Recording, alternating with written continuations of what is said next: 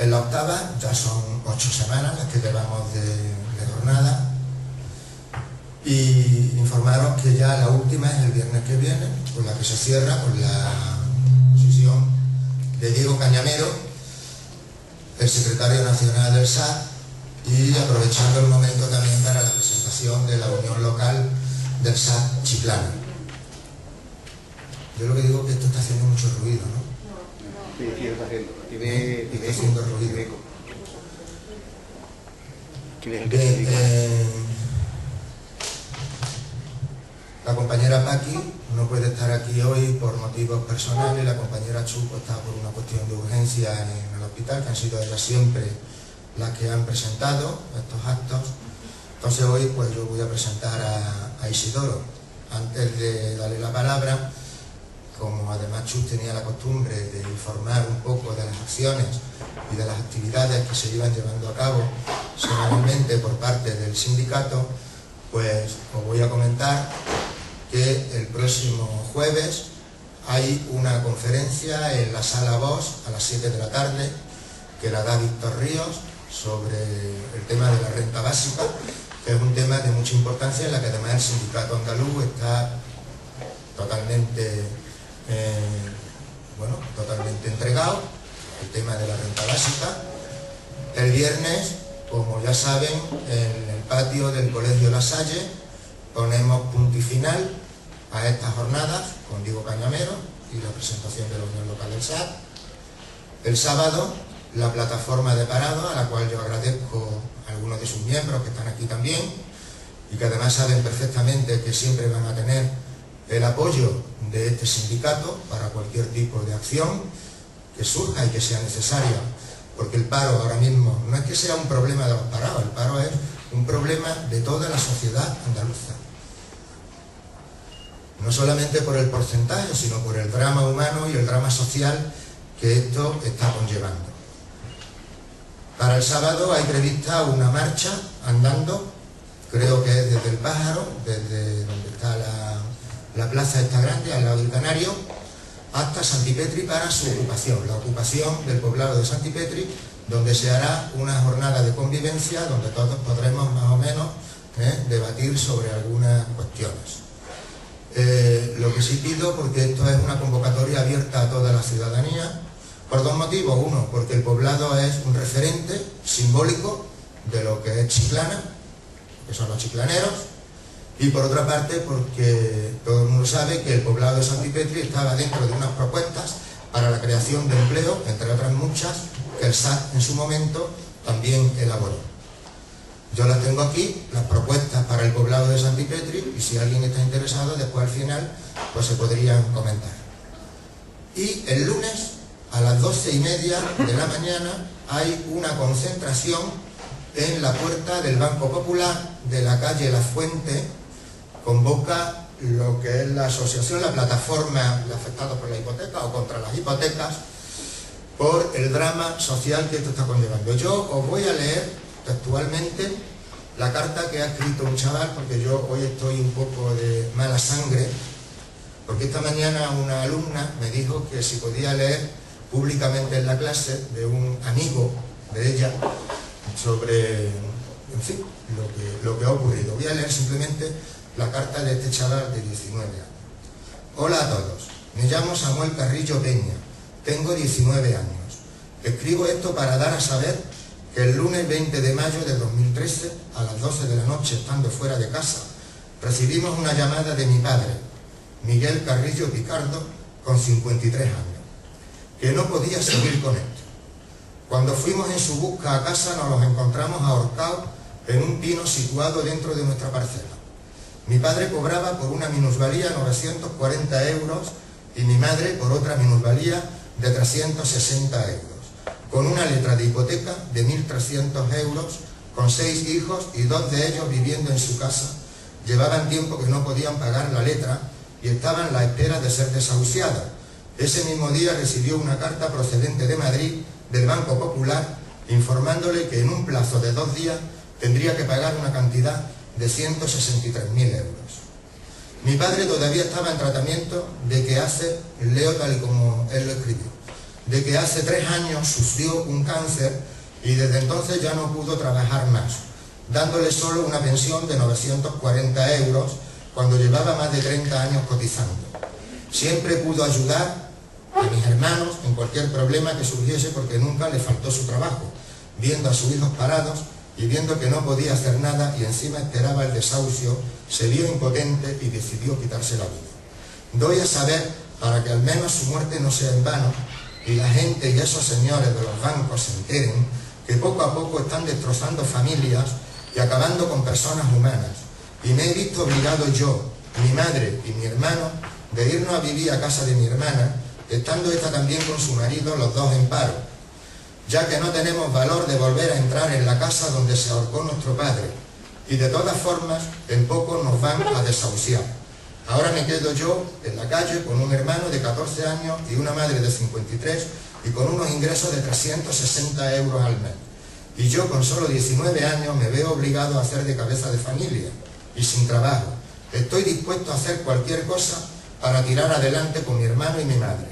Por favor, ayudadme, y por esto lo leo, a que esto salga a la luz pública y que la gente se entere de lo que están haciendo con las personas, ya que esto mismo que nos está pasando le puede pasar a mucha más gente y de hecho les pasa, y por desgracia me veo en la calle y sin mi padre. Un saludo a todos y luchemos porque situaciones como esta o similares no le pase a más nadie. Y doy fe de que todo lo que he dicho es verdad y con pruebas en la mano. Bien, esta es la realidad. Esto no es pesimismo, ni esto es nada. Esto es puro realismo de lo que está ocurriendo, de una tierra, de un país como Andalucía, al borde del colapso social y que necesita de toda la movilización de todos los que nos sentimos andaluces para poder acabar con esta situación de desgracia y de sufrimiento. Nosotros, ante esta realidad, lo único que podemos hacer es poner el optimismo. Y el optimismo, la única manera que tenemos de hacerlo es organizándonos, luchando, sumando cada vez más fuerzas, para que de una vez esto cambie siempre en beneficio de lo que es el pueblo. ¿De acuerdo?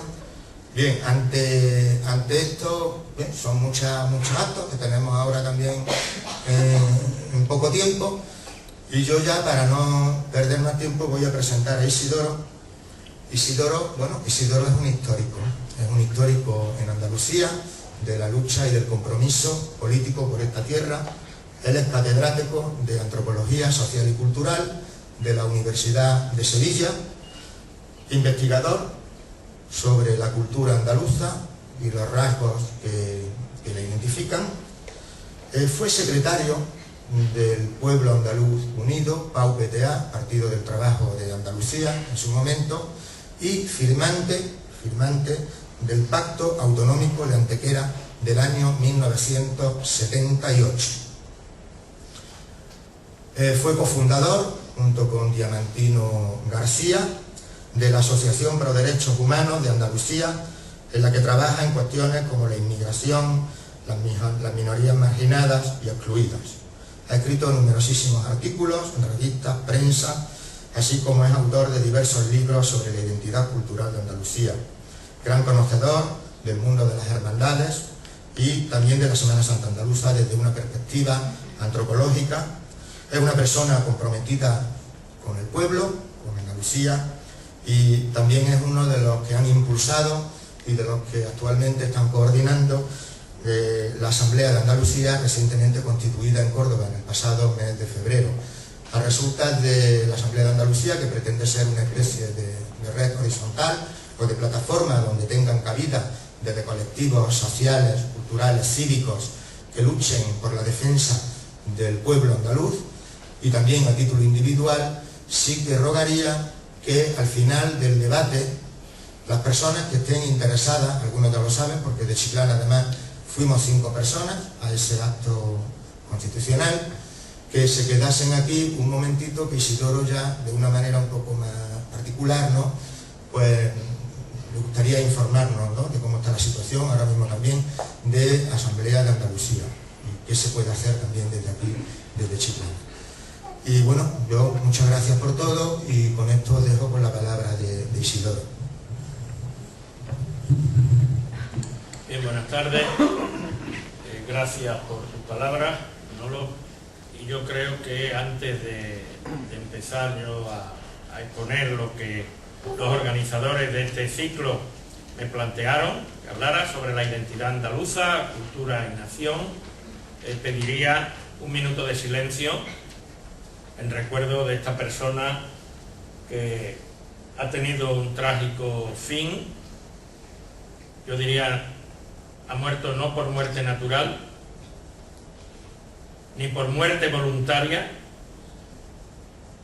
sino por muerte forzada por quienes tienen la responsabilidad de la situación por la que pasaba esa persona, que es la situación por la que pasan muchos.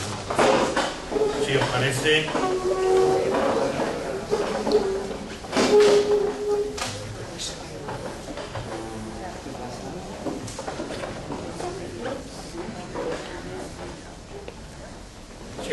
tenemos un minuto de silencio antes de empezar la charla.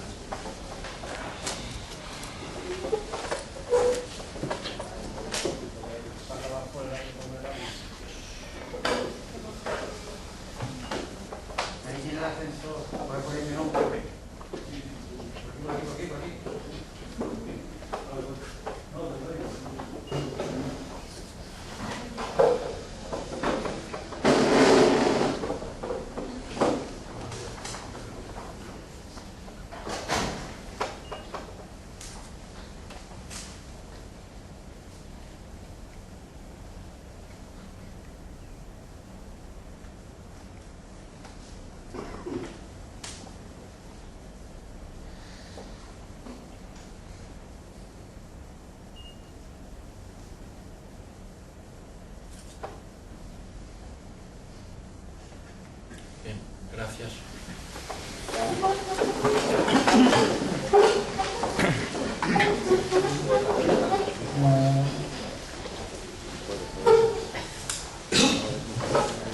Bien, quizá yo empezaría haciendo referencia, como les digo, al título de la intervención, tal como me lo plantearon, hacerme la pregunta de que cuando hablamos de identidad, ¿qué queremos decir exactamente? Pero por una parte existen identidades individuales, es decir, los rasgos que caracterizan a cada uno de nosotros, de nosotras, que son resultado en gran medida del contexto social, cultural y familiar en el que nacimos y nos desenvolvimos, que son efecto también de nuestras relaciones con nuestros iguales, con nuestros amigos, con nuestros vecinos, con nuestros familiares, que son resultado también de nuestras experiencias positivas y negativas, de las decisiones que tomamos en el transcurso de nuestra vida. Cada persona, cada ser humano comparte con el resto de los seres humanos una serie de características, de necesidades, porque pertenecemos a la misma especie, pero también tenemos una identidad con tres elementos estructurales principales. Por una parte, la identidad que resulta de la cultura del pueblo al que pertenecemos. En segundo lugar, la identidad que resulta del género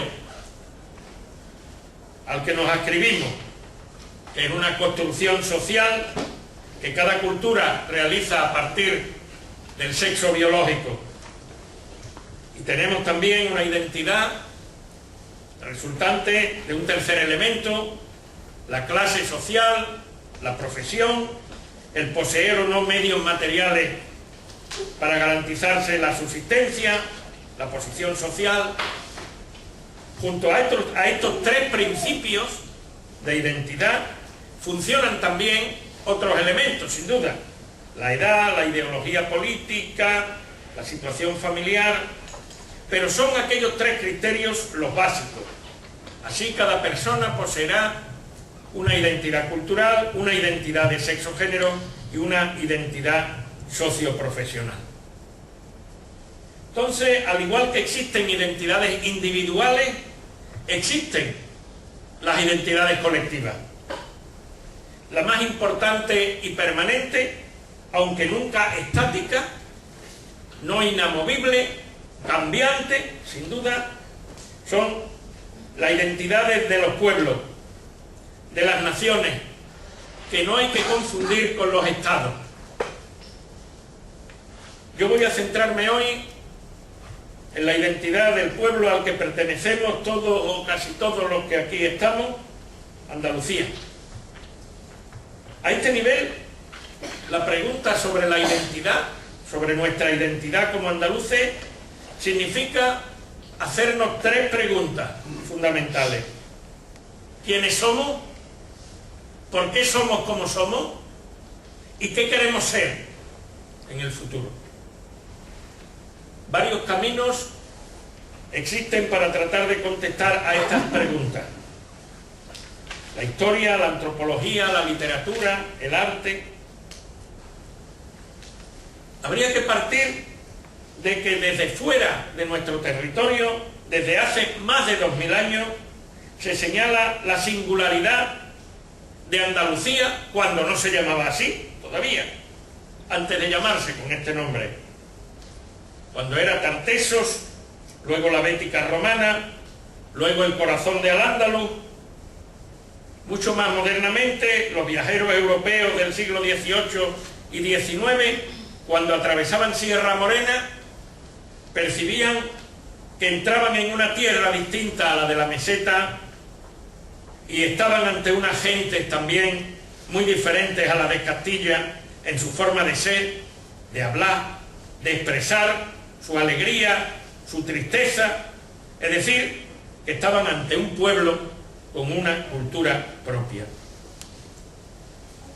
Un pueblo que comparte algunos rasgos, sin duda, con otros pueblos, sobre todo con los pueblos del Mediterráneo, al igual que cada persona comparte características con todas las demás personas, pero que se diferencia en muchos aspectos de otros pueblos, es decir, que posee una identidad cultural específica. Aunque no pocas veces estos viajeros se quedaban en la epidermis y elaboraban estereotipos, clichés, la percepción de las diferencias con otras zonas de la península se repite, prácticamente sin excepciones, en toda la gente que desde fuera de la península entra y recorre los distintos territorios de la península ibérica.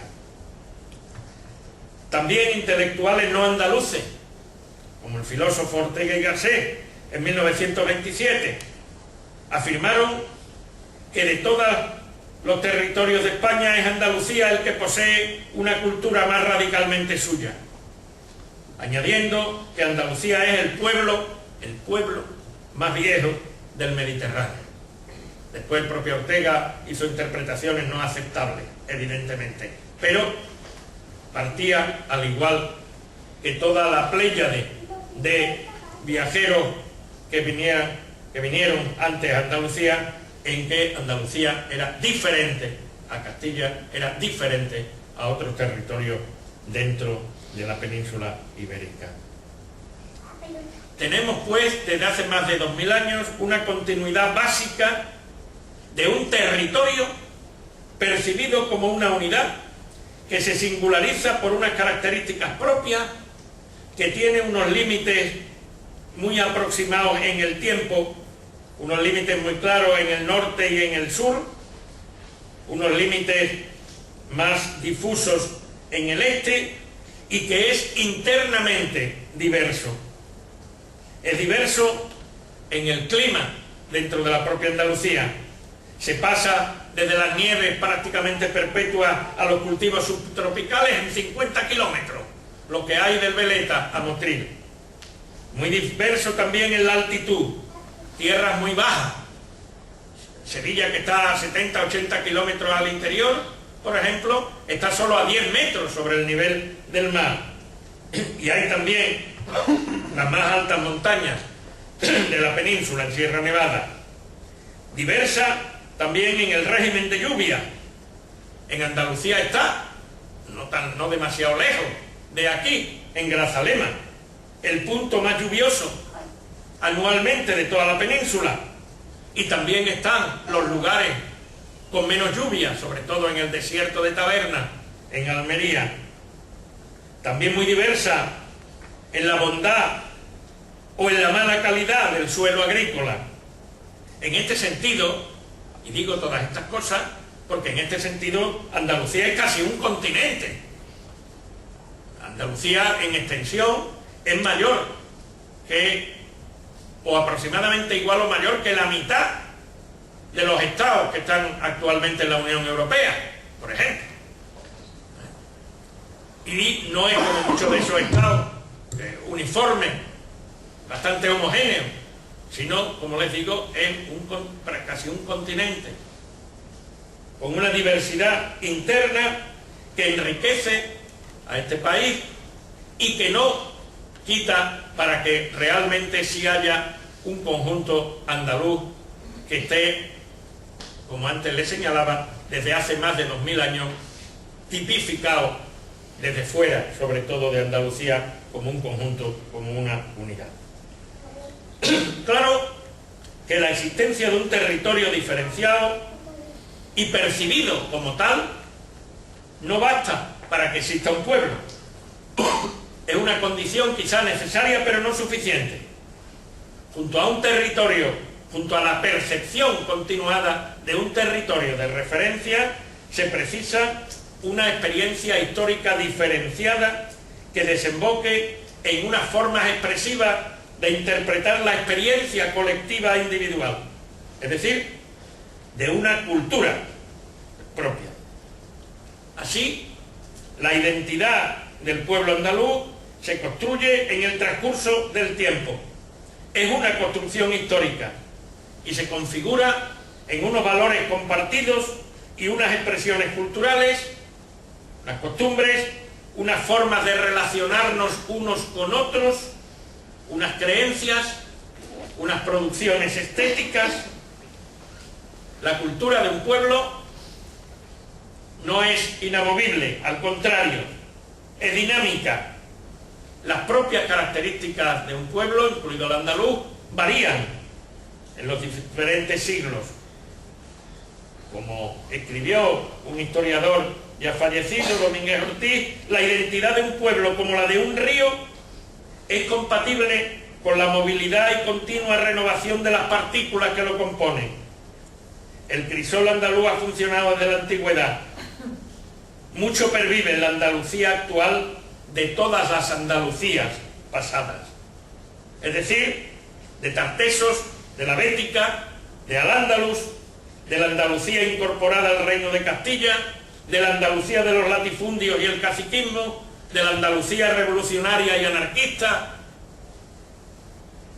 El pueblo andaluz actual es el resultado de ese proceso histórico, tanto interior como en relación a lo exterior de Andalucía. Y somos, y yo diría mucha honra, un pueblo mestizo, con una cultura singular y propia, pero que es resultado en gran medida de las influencias, de la fusión de elementos procedentes de varias raíces o fuentes. Se ha convertido ya en un tópico hablar de la Andalucía de las tres culturas, ¿no? Bueno, cultura castellano-cristiana, la cultura árabe-islámica y la cultura judía. Bueno, eso es un error. Andalucía no es resultado de tres culturas, es resultado de 7 fuentes culturales, de esas 3 más de otras. Es resultado de, digamos, la pervivencia de elementos muy antiguos, prerromanos, tartésicos y turdetanos, esa es una raíz. Otra es la raíz romana y bizantina, Otra, sin duda, es la raíz árabe islámica, otra la raíz judía, otra la castellano-cristiana, pero todavía hay dos más. La negroafricana, herencia de los cientos de miles de esclavos y descendientes de esclavos africanos que hubo en Andalucía desde el siglo XIV hasta el final del siglo XIX. En la ciudad de Sevilla, a la altura del año 1600, el 14 o el 15% de la población era población negra y mulata. Y la influencia negroafricana también se deja notar, aunque esto normalmente no se ha dicho, no se ha investigado lo suficiente, incluso en el ritmo del flamenco. Y la influencia y la raíz también gitana, los gitanos andaluces desde el siglo XV.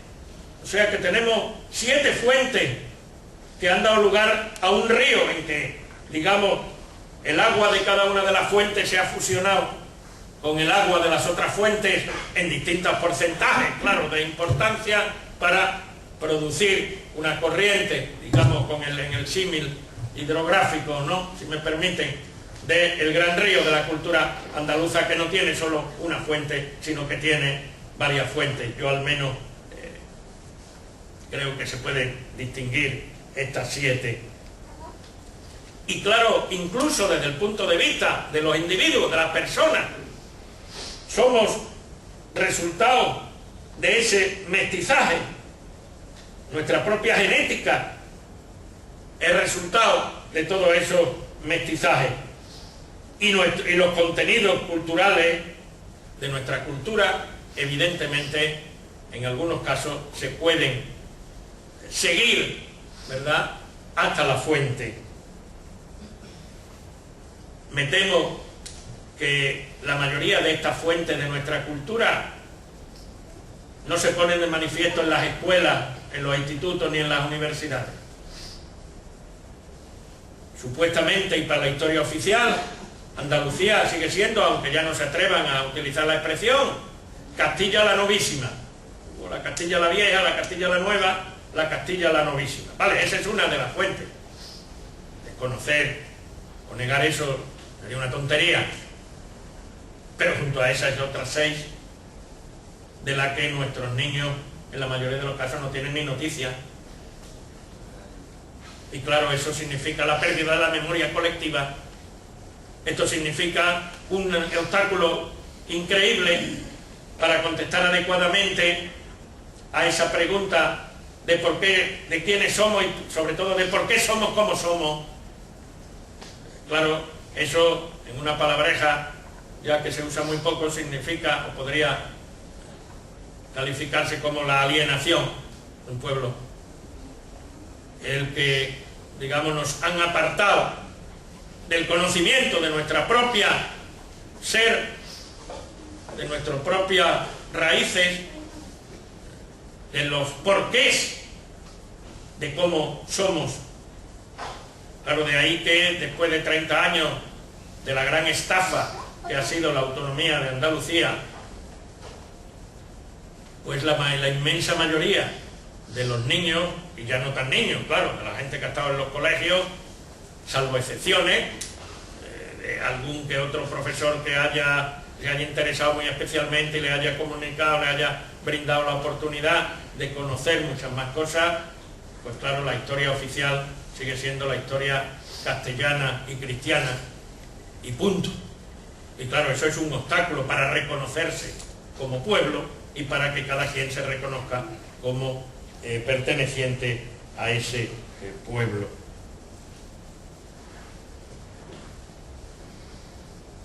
Si desde tantos enfoques Andalucía es un pueblo con una cultura propia indudable, que, bueno, yo desde hace mucho tiempo y por ahí en bastantes libros, publicaciones, etcétera, tiendo a considerar que podríamos sintetizar algunos de los valores centrales de la cultura andaluza en lo que creo que hay que denominar rasgos estructurales. Permítanme una pequeña digresión. cuando se habla de identidades culturales de los pueblos, la tendencia, si uno tiene un periodista delante, pues seguro, pero periodista o no periodista, la manía suele consistir en que se pregunta, bueno, ¿cuáles son los marcadores de identidad, tal cual? Y entonces parece que se espera que se diga este, lo otro, 3, 4, no. Lo importante es lo que va por debajo. Bueno, claro que en Andalucía tenemos una serie de marcadores clarísimos de identidad cultural, desde el habla hasta muchas otras cosas, ¿no? Pero lo importante, lo más importante, es que hay por debajo de una gran variedad y de una gran riqueza cultural dentro de la propia Andalucía. Porque claro, algunos de los que todavía siguen cuestionando la existencia de una cultura andaluza propia, se basan en que Andalucía tiene mucha diversidad.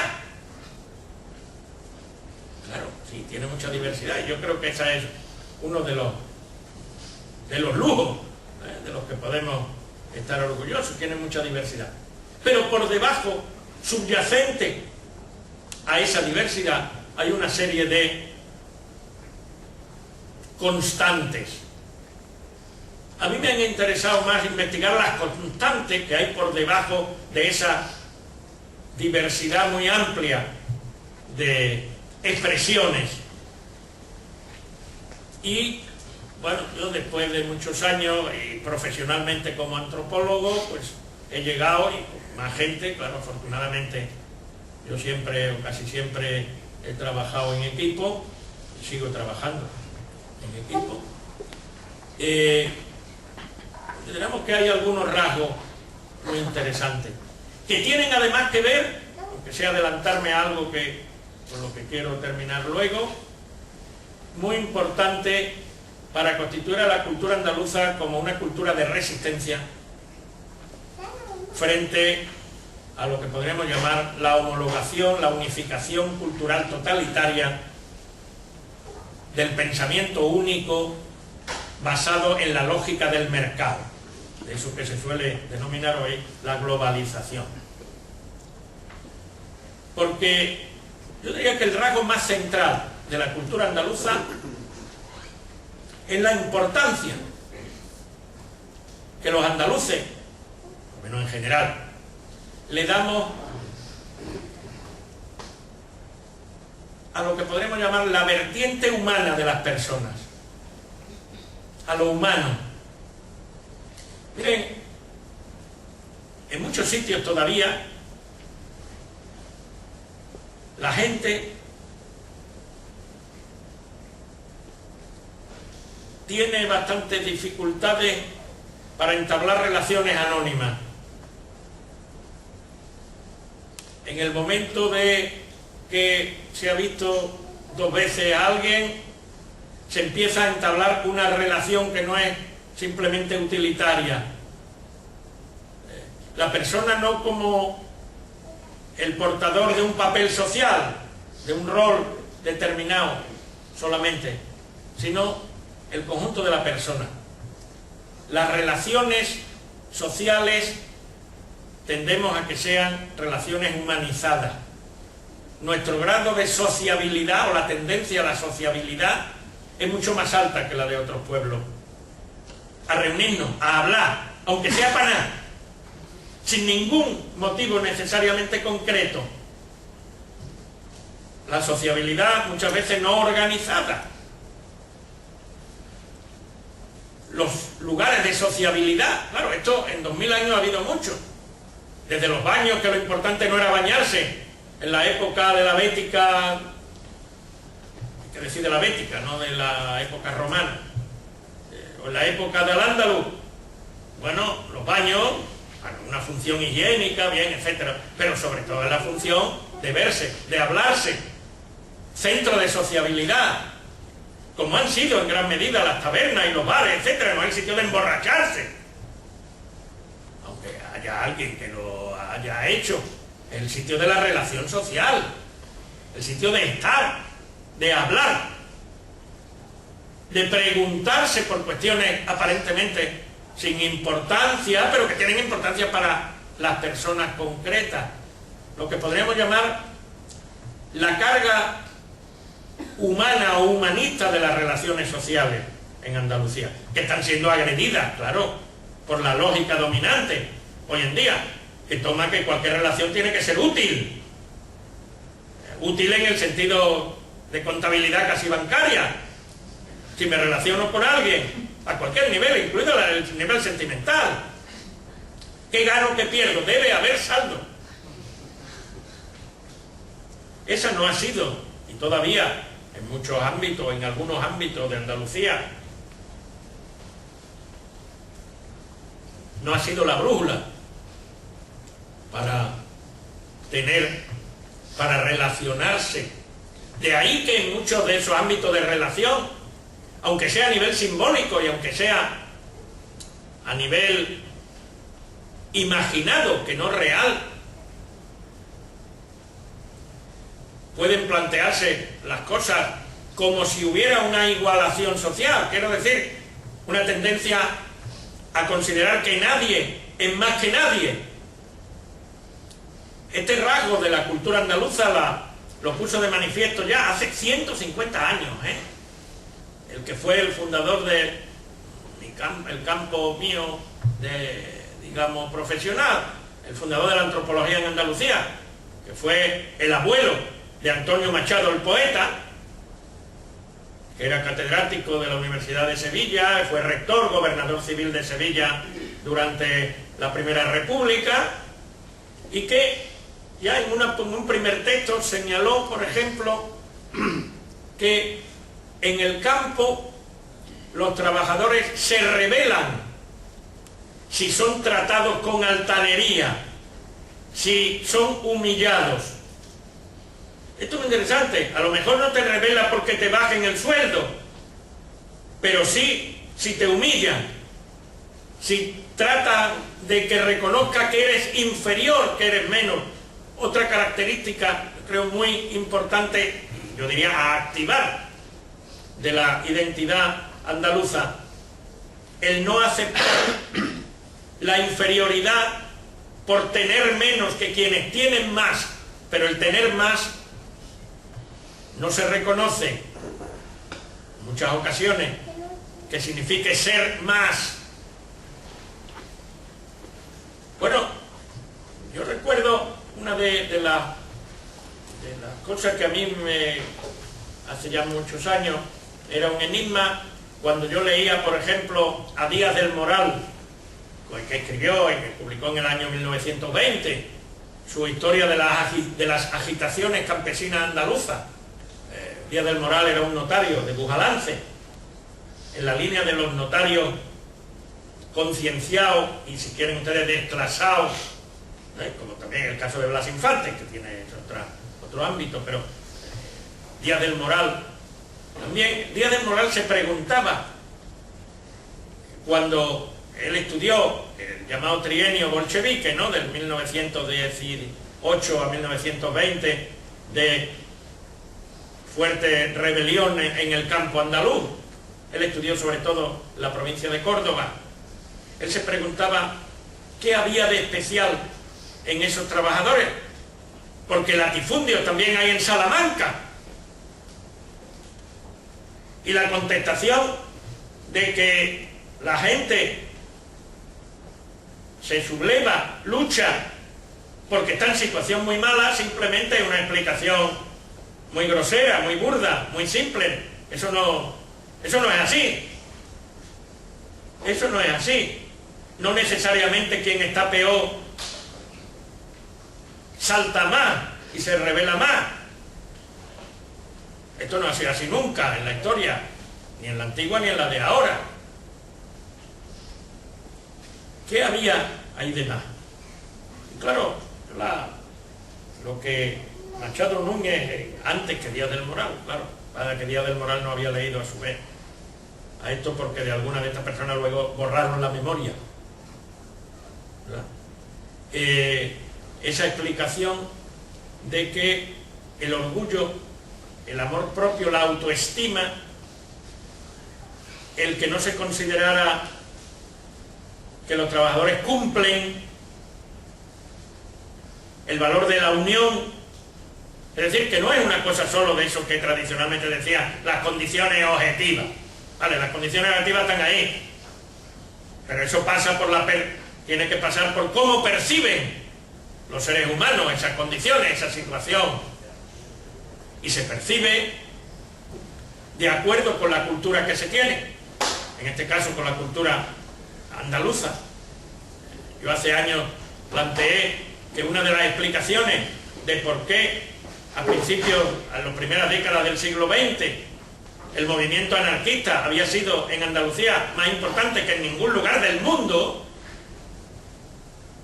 es porque característica del pensamiento y sobre todo de la organización de aquellos movimientos anarcosindicalistas tenían un campo abonado especialmente favorable en las características de la cultura andaluza, por ejemplo, la importancia del municipio, de lo municipal, del universo social local, tan importante dentro de la tradición, digamos, anarquista. También eso tiene sus problemas, claro, si no se logra, digamos, salvar el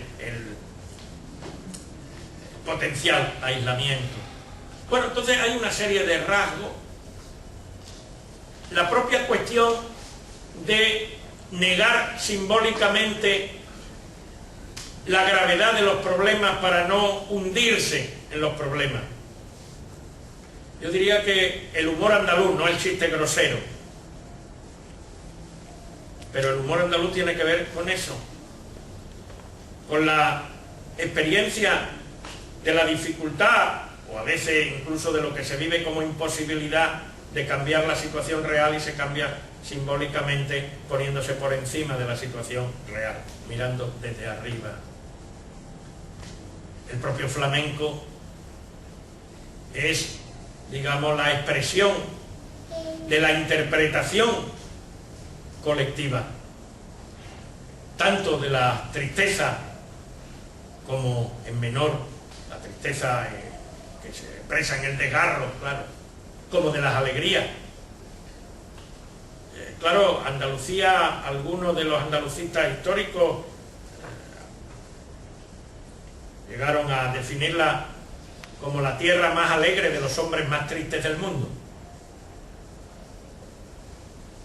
Eso tiene mucho que ver con los rasgos de nuestra cultura, que son resultado de la experiencia histórica colectiva. Claro está, no se pueden entender los rasgos de la cultura de un pueblo sin conocer profundamente la historia de ese pueblo, porque los hechos, el hoy, lo interpretamos con nuestras gafas culturales, ¿verdad? Y entonces, evidentemente, en la misma situación económico-social, un trabajador andaluz no percibe, no siente, no expresa su situación, aunque sea objetivamente igual a la de un trabajador de Noruega o de Uzbekistán, me da igual, aunque fuera muy parecida su situación, digamos, objetiva, la percepción, la interpretación es totalmente diferente, y por tanto la reacción es también totalmente diferente. Claro, cuando hay una cultura, por tanto, pues hay un pueblo. Claro, la historia de Andalucía, la literatura andaluza, el arte andaluz, son continuamente negados como andaluces y son presentados como españoles, sin más. Góngora, Bécquer, Antonio Machado, Juan Ramón, Lorca, Alexandre, poetas universales, no son presentados la mayoría de las veces como andaluces universales, sino como integrantes de la literatura española,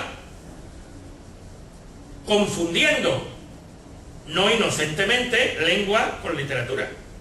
Es como si a García Márquez o a Vargas Llosa se les negara pertenecer a la literatura latinoamericana y se les metiera dentro de la literatura española. querrá decir que es literatura escrita en español, ¿vale? Pero, claro, esto parece muy normal, lo que le estoy diciendo, porque es algo que, bueno, en los libros de la llamada literatura española, pues está ahí, y ustedes y yo, pues nos lo dieron así, etcétera, etcétera, pero, bueno, ¿por qué no está García Márquez ahí dentro? Entonces, esto es una forma de negar la existencia de una cultura, la andaluza, y de un pueblo, claro, el andaluz. Cuando más solo se reconoce como poeta de literatura andaluza a Federico García Lorca, claro, en el Romancero gitano, porque si habla de gitanos se evoca Andalucía, como si no lo hubiera también gitanos en otros muchos lugares del Estado español y del mundo. Y claro, el Lorca de poeta en Nueva York, por ejemplo, pues ya no sería, ¿no? Porque claro, como no habla de gitanos y de estas cosas, pues ya no sería un poeta andaluz, ¿no? Ya ahí sería, como los demás, poeta solo español. Igual en pintura.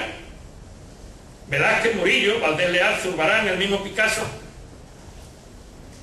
¿no son exponentes del arte andaluz que ha alcanzado un valor universal?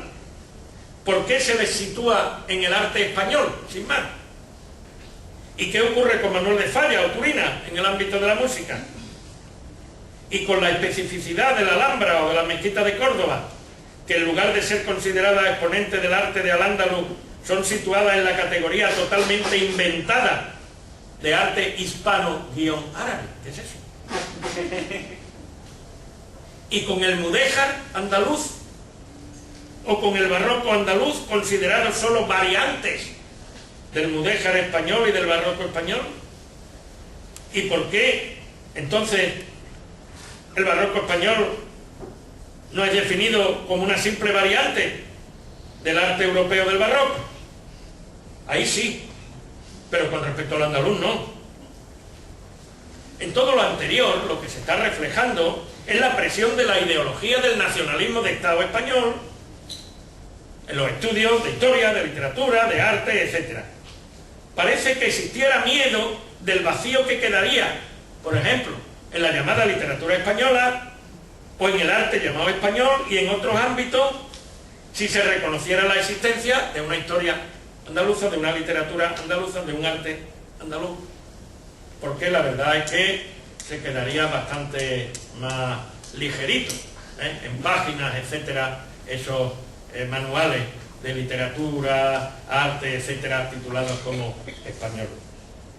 Y si hablamos de la cultura popular, bueno, entonces tendríamos para un largo ciclo de conferencias, muchas como esta, porque me he referido a la pintura, a la literatura, es decir, a lo que se considera, mal considera cultura con mayúsculas, ¿no?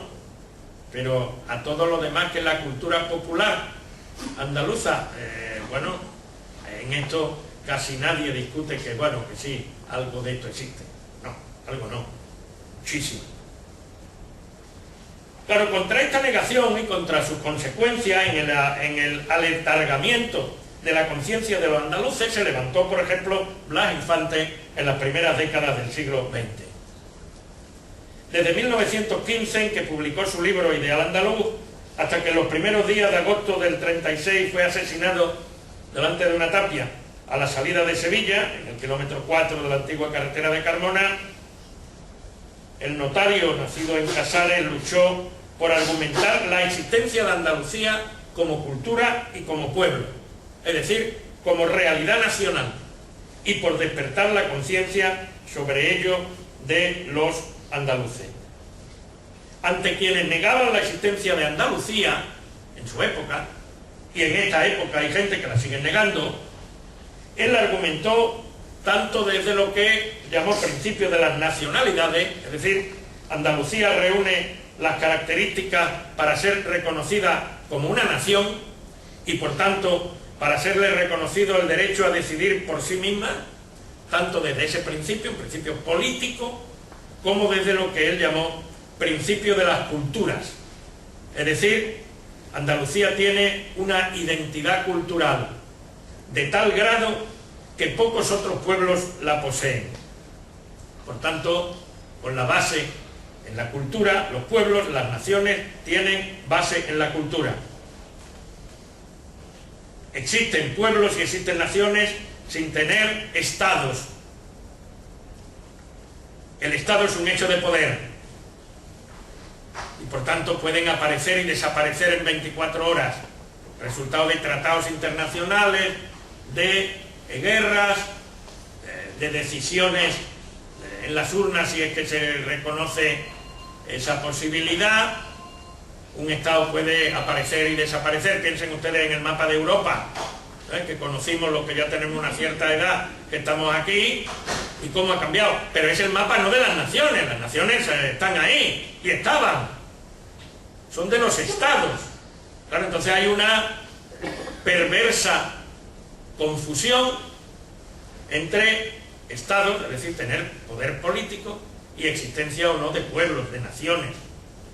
Claro, el derecho internacional dice que los diversos pueblos, las diversas naciones tienen derecho a, digamos, crear, construir los instrumentos políticos, incluidos los estatales si fuera el caso, o no, dependiendo de lo que la gente decida en cada momento. Pero el hecho de la cultura es el que está en la base de la existencia de un pueblo, de la existencia de una nación. De ahí que no es algo, digamos, secundario o una pérdida de tiempo hablar de cultura, cultura en este sentido, no cultura como adorno, en momentos como este, la profundísima crisis que atravesamos. Porque claro, a la hora de preguntarnos qué tenemos que hacer o cómo salir de esta situación, el bagaje, el patrimonio quizá más importante que tiene cada pueblo, desde luego el andaluz, es su cultura. Es decir, el comportarnos como nosotros mismos, con una lógica que no es la lógica del mercantilismo. Yo creo que si unimos o si tratamos de relacionar la situación actual por la que atraviesa Andalucía, que vamos a ver, no es resultado de la tan traída y llevada y tan real por otra parte crisis, hay un espejismo bastante generalizado que hace ver a alguna gente que tenemos problemas desde el 2008 para acá. Bueno, todo lo que está pasando es consecuencia no de lo que ocurre del 2008 para acá, sino de la situación que teníamos antes del 2008 también. Porque claro,